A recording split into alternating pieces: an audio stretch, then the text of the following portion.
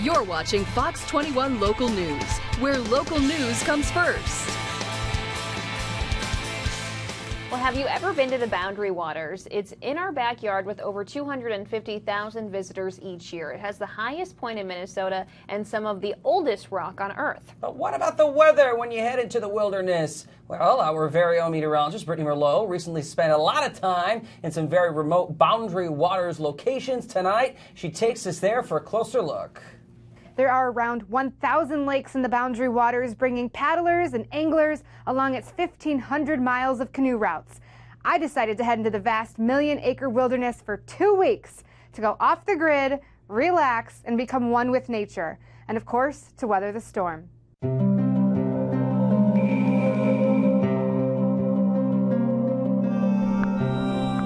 Sit on the edge of the Boundary Waters and just watch the Boundary Waters wake up. Come to the Boundary Waters. It is a magnificent place. As my adventure began, I was taken by boat miles to near the Canadian border. As the last glimpse of modern conveniences pulled away, I was officially off the grid.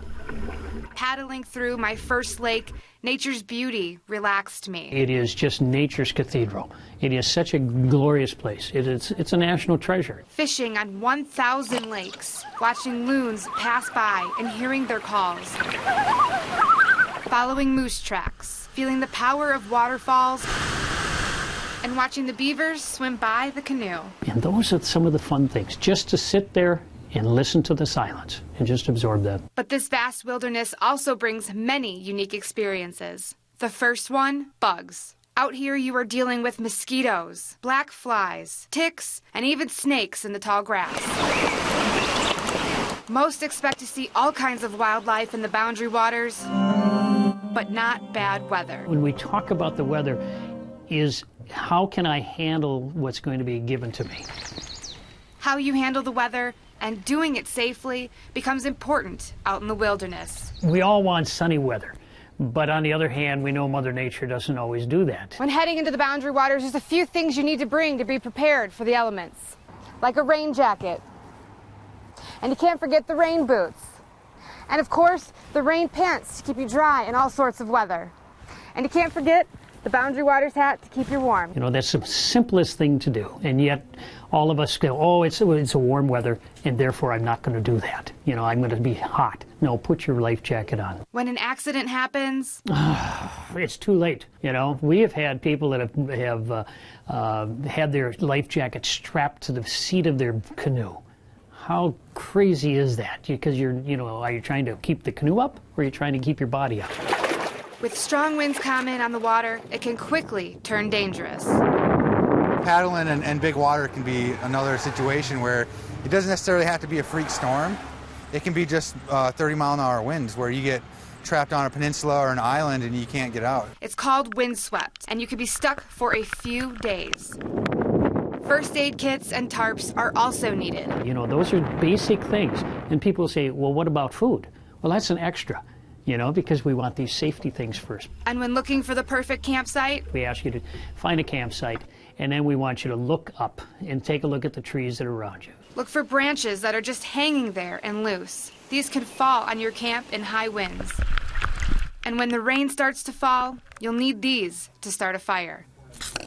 I will grab some real dry sticks, about 6-8 inches long, maybe a half a dozen of those, put them in a plastic bag, and I put them in my pack. And to stay dry at night, put a tarp inside of your tent, not underneath it. Many times with the rain coming down, there'll be what do you want to call, a little bit of a stream or a little bit of a river that'll come right underneath your tent, and you'll go, oh, I don't want to sleep in, with that. To keep your food supply dry, use a waxed canvas bag. It's going to be fine. I've had people who went camping who said they've had to use their food bag tied up in the tree, and there was a terrible storm overnight, and I remember her story, so we were so nervous to open up the bag the next morning, and everything was dry. When you do something like that, it's addicting. Just ask Ricky. He spent 123 days straight in the Boundary Waters. Trip of a lifetime. I mean, it's something that everyone has to do, because once you do something like that, you change, and it's definitely a life-changing experience. He went through high water, many storms,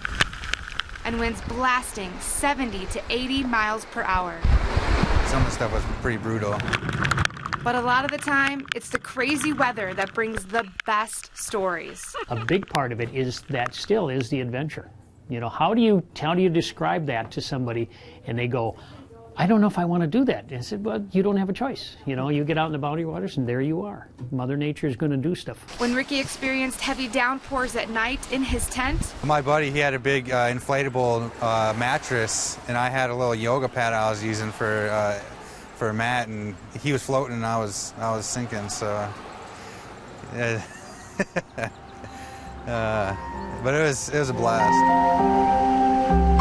being prepared in remote locations is essential, especially when the weather turns severe. A lot of times it's unpredictable. When a big storm runs through, it's hard to tell sometimes. A lot of times it comes through the middle of the night.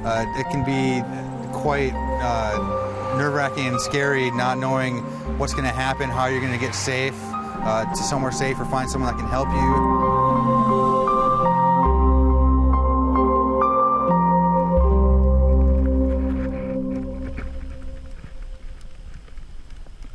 Join me tomorrow night on Fox 21 News at 9. I'll show you what severe weather Ricky went through during his 123 days in the Boundary Waters. Plus, follow me as I personally experienced severe weather in the wilderness, and I talked to a man who survived the 99 and 2016 blowdown. In the studio, I'm meteorologist Brittney Merlot, KQDS, Fox 21. Thanks to Brittney for that. I'm excited to see part 2, and you have to know that she shot a lot of that video on her own while camping up there for about 14 days. So that is true dedication to reporting.